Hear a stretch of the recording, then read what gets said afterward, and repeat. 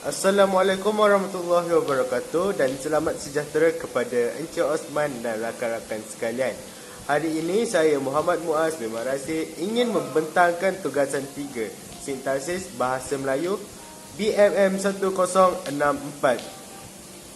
Okey, pertama sekali kita pergi kepada konsep ayat majmuk. Ayat majmuk ialah ayat yang mengandungi lebih daripada satu subjek atau predikat yang dihubungkan dengan menggunakan kata hubung. Sebagai contoh, Ali sedang makan nasi, Abu sedang makan nasi, Ali dan Abu sedang makan nasi. Dan sebagai kata hubung, Ali dan Abu sebagai lebih daripada satu subjek. Di sini saya akan membentangkan jenis-jenis ayat majmuk. Ayat majmuk yang pertama ialah ayat majmuk gabungan dan ayat majmuk yang kedua ialah ayat majmuk campuran.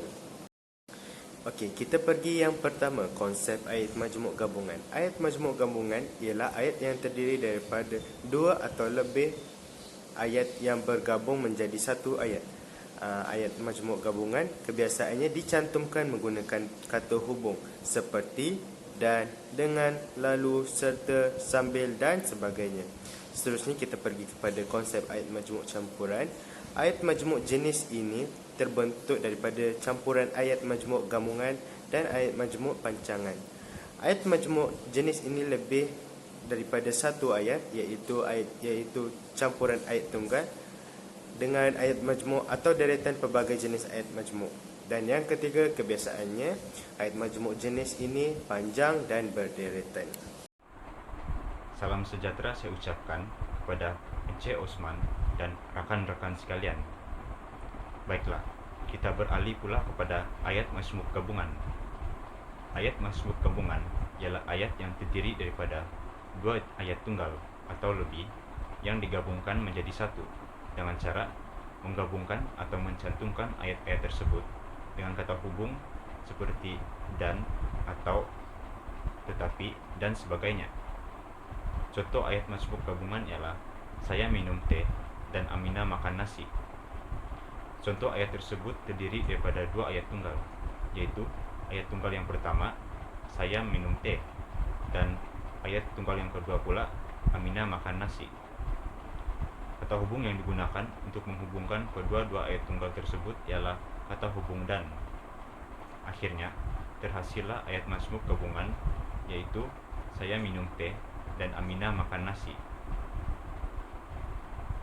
Sekiranya ayat-ayat yang digabungkan itu mempunyai unsur yang sama dan diulang, maka bagian yang sama itu boleh digugurkan. Sebagai contoh, rumah itu baru sahaja siap dan belum ada penghuninya. Contoh ayat ini juga terdiri daripada dua ayat tunggal, yaitu ayat tunggal yang pertama, rumah itu baru sahaja siap, manakala ayat tunggal yang kedua pula, rumah itu belum ada penghuninya. Dalam kedua-dua ayat tunggal tersebut, kita dapat melihat bahwa unsur prasanama, yaitu rumah itu, merupakan unsur yang berulang. Oleh itu, prasanama rumah itu boleh digugurkan. Kata hubung yang digunakan untuk menghubungkan kedua-dua ayat ini ialah kata hubung dan. Akhirnya, terhasillah ayat majmuk gabungan, rumah itu baru saja siap dan belum ada penghuninya. Proses penggabungan ayat juga boleh digunakan untuk deretan beberapa ayat. Contohnya, pada cuti sekolah yang lalu, saya melawat datuk, nenek, pakcik, makcik, dan saudara mara di kampung. Contoh ayat tersebut terdiri daripada 5 ayat tunggal yang telah dijadikan sebagai satu ayat majmuk dengan menguburkan 4 frasa yang berulang-ulang, yaitu pada cuti sekolah yang lalu saya melawat. Misalnya, ayat tunggal yang pertama, pada cuti sekolah yang lalu saya melawat datuk. Ayat tunggal yang kedua, pada cuti sekolah yang lalu saya melawat nenek. Ayat tunggal yang ketiga pula, pada cuti sekolah yang lalu saya melawat pakcik.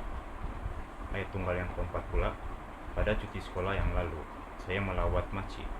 Dan akhir sekali, ayat tunggal yang kelima, pada cuti sekolah yang lalu saya melawat saudara mara di kampung.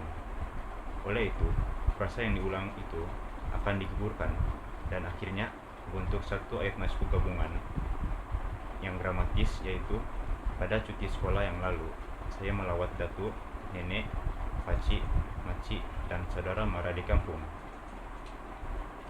Ayat majmuk gabungan terbahagi kepada 3 jenis utama, yaitu yang pertama, gabungan yang susunan faktanya berturutan. Ayat-ayat yang dibentuk menggunakan kata hubung dan, lalu, lagi, serta, dan sambil. Contoh ayat ialah yang pertama, beliau memandang saya sambil tersenyum. Kata hubung yang hadir dalam contoh ayat ini ialah kata hubung sambil. Seterusnya, kedua, tetamu undangan itu tiba, lalu naik ke pentas. Kata hubung yang hadir dalam ayat ini ialah kata hubung lalu. Seterusnya, jenis ayat majmuk gabungan yang kedua pula ialah gabungan yang susunannya memberi maksud pertentangan fakta dalam ayat-ayat yang digabungkan. Kata hubung yang digunakan ialah tetapi, sebaliknya, melainkan, dan sebagainya. Contoh ayat yang pertama ialah ayahnya rajin berniaga, tetapi anaknya tidak berminat sama sekali. Aspek yang mempunyai pertentangan dalam ayat ini ialah apa yang disukai oleh ayah dan anaknya. Seterusnya, ayat yang kedua pula, musim hujan dingin, sebaliknya musim kemarau panas. Aspek yang mempunyai pertentangan dalam ayat ini ialah keadaan cuaca pada musim yang berlainan. Jenis ayat majmuk gabungan yang terakhir pula ialah gabungan yang susunannya menggabungkan 2 ayat atau lebih dengan menggunakan kata hubung yang berpasangan, seperti lebih baik daripada, apakah ataupun, sama ada atau, dan sebagainya. Contoh ayat ialah lebih baik mereka pergi dengan bus daripada memandu kereta sendiri. Contoh ayat yang kedua, sama ada berita itu benar atau belum pasti. Sekarang kita teruskan pula dengan ayat majmuk campuran.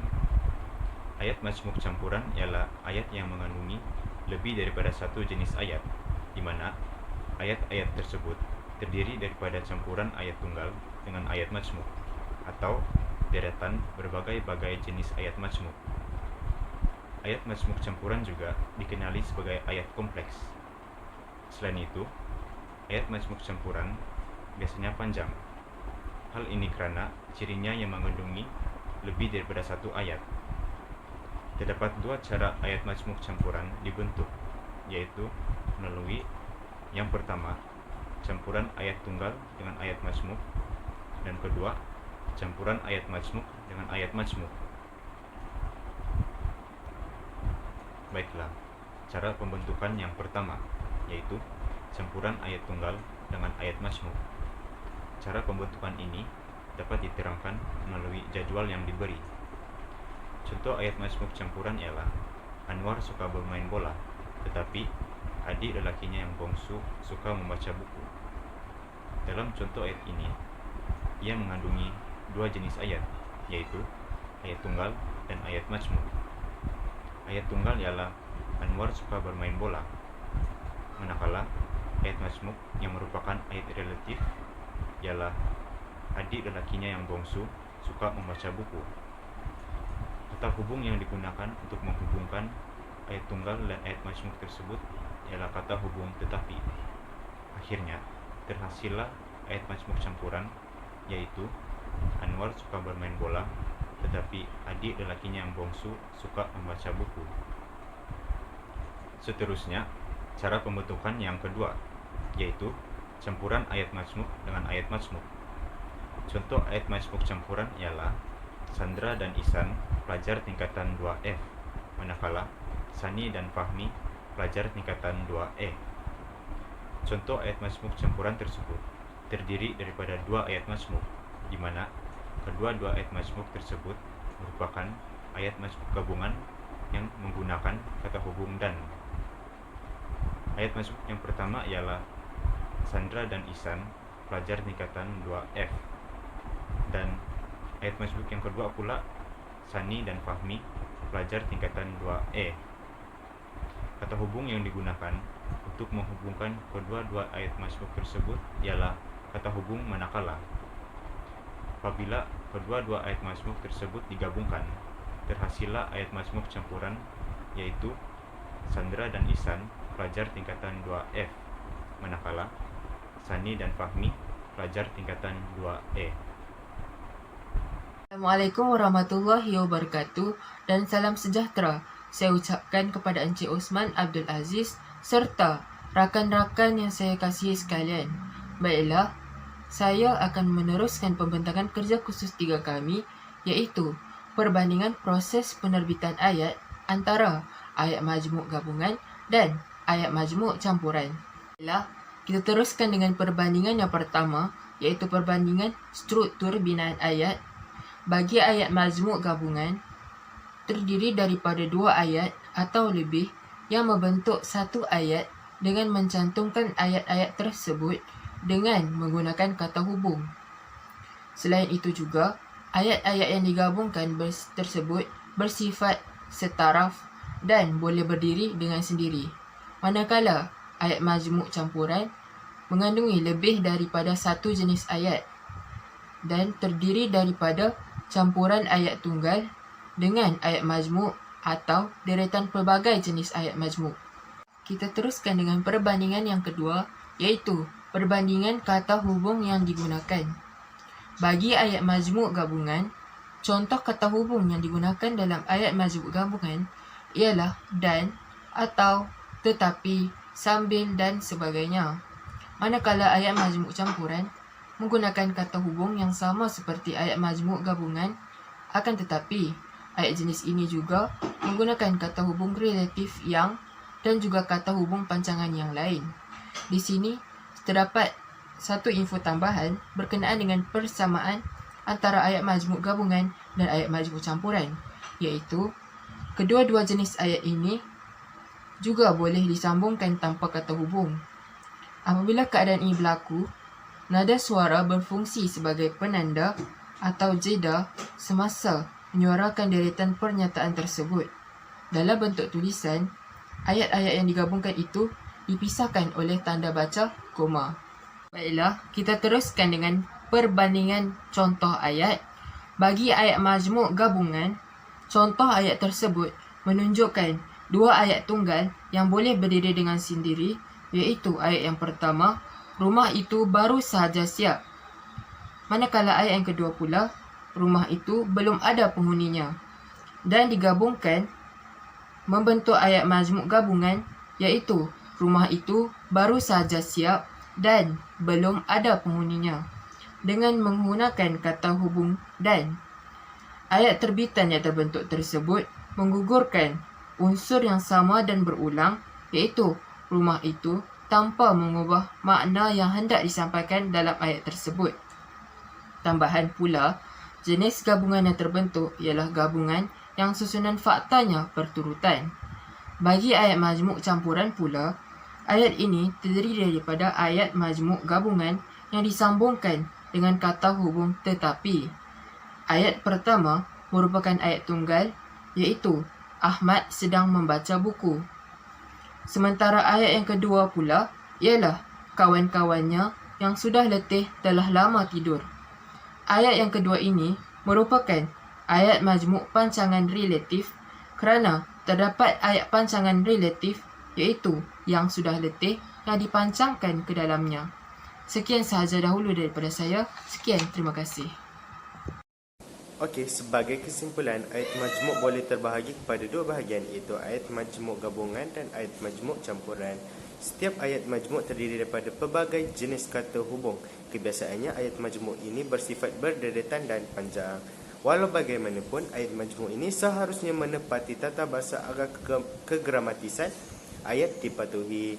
Oleh yang demikian, diharapkan kepada semua pembaca dapat mengaplikasikan ilmu ini supaya dapat menghasilkan penulisan yang kreatif dan kritis. Alright.